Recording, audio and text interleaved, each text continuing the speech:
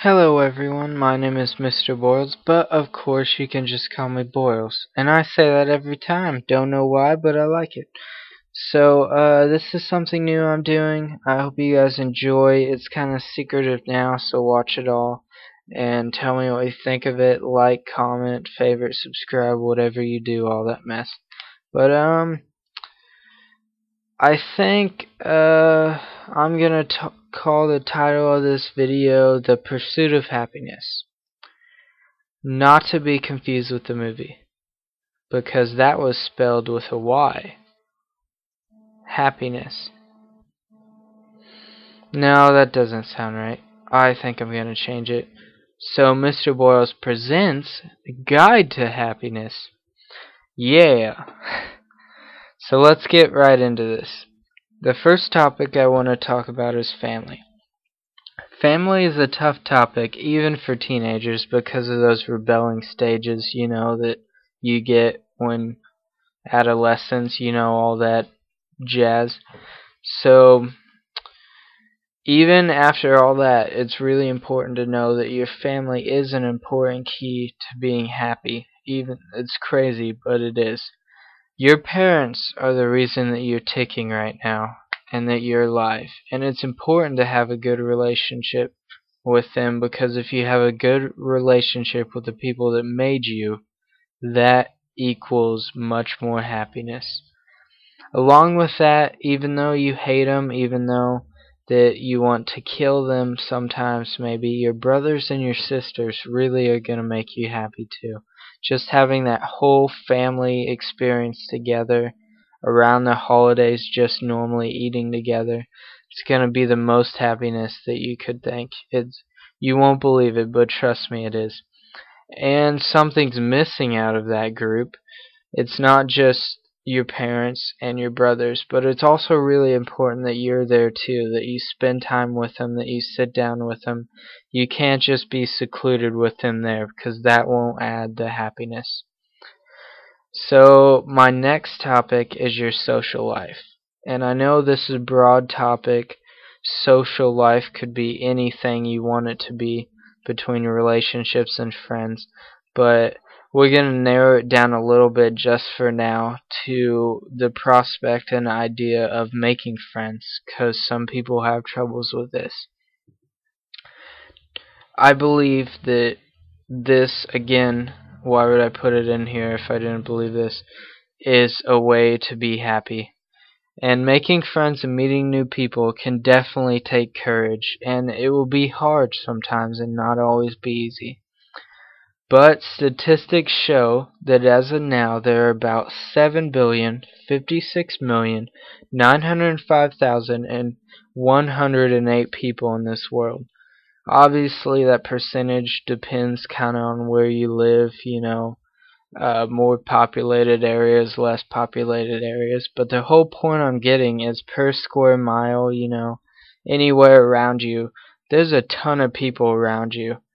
And no matter what you can do, again, it's going to take courage. There are ways that you can become friends with them, and even more, build relationships more than friends, like a girlfriend or a boyfriend or whatever. And it's really important to your happiness that you do this. You have never seen a story where it's like, and he lived happily ever after alone. You have to be with someone. It's just part of the deal. So I think my first and second points were kind of obvious, and they matter a lot, but it's kind of something that you could figure out on your own. But this is something that people really have trouble getting and don't really get. And that topic is relaxing. A lot of people put too much on their plate, and they have so much stress in their life, but you have to take it in strides. One of the biggest things keeping someone from happiness is all that stress, like I talked about. It's so unnecessary, and learning to tame it will help you so much. The first thing is you should appreciate everything in your life, whether it's big or small, whether it's something like waking up in the morning or nature instead of having an illness and dying, or if it's just getting an A on your test, having your favorite meal for supper, whatever, big or small. Sometimes seeing what you have can help you get rid of some of the hardships that you're facing. Seeing what you have over other people is really important. And if you're getting stressed, there are also many easy ways to tame that stress. Some obvious ones that they tell you growing up that, they don't always help, but they do depending on the stress, is things like counting to 10, listening to music, or reading a book. But again, sometimes taking that step back is all you need to really get your life on track and to understand that you have it pretty good, even though you think you don't. So a sort of subsection into this is realizing that you have to go with the flow. This kind of goes along with what I said before, but every day of your life is special. A day is not something to think carelessly of, because statistics say the average lifespan is about 75.5 years. Now, I did some simple math with this, used calculator on my laptop, and found out that equals to roughly, if it's exactly 75.5 years, it would be 28,312 days, if I did my math right. In your whole lifetime, that is. That's a whole lot of days, and it's tough when you focus on that large number of days. If you live your life thinking about the days in your future, you will always forget about the day today in the present. And that's what counts. And if you fall by this rule, all your future days can be dealt with when they become your present, if that makes sense. So to reiterate, because this is important, take your life one day at a time and live every day the best you can. So after all those topics, I got one more section. The last segment of this is going to be called Christ Corner. Now, I know this may be a little strange to some people. I obviously have different religions watching this video, but I know that this really helps the Christians and the people that can find use out of this video, and it may also help people confused about their religion.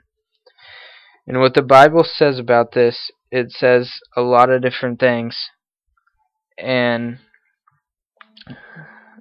I just picked a few of these, and let me see. My first verse comes from Job 36:11. And it says, if they obey and serve him, they will spend the rest of their days in prosperity and their years in commitment.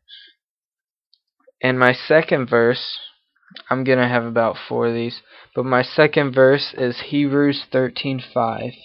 And it says, keep your lives free from the love of money and be content with what you have, because God has said, never will I leave you, never will I forsake you. Lastly is Psalms 37:4.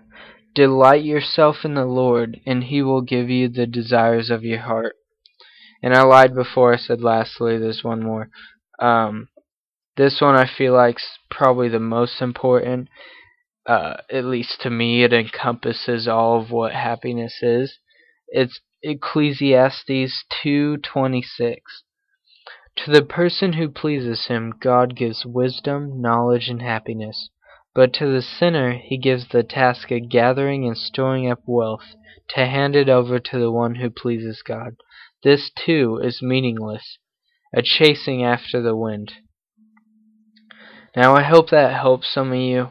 I feel like Christ, especially in this holiday season that's coming up, is really the center of happiness. And whether you believe this or my last point, relaxing is, I hope that everybody in this video got something out of it and that they will come back for more, because I will be making more of these, probably more in depth. This was kind of more general, but I hope you enjoyed. This has been a Mr. Boyles presents Guide to Happiness. Boyles out.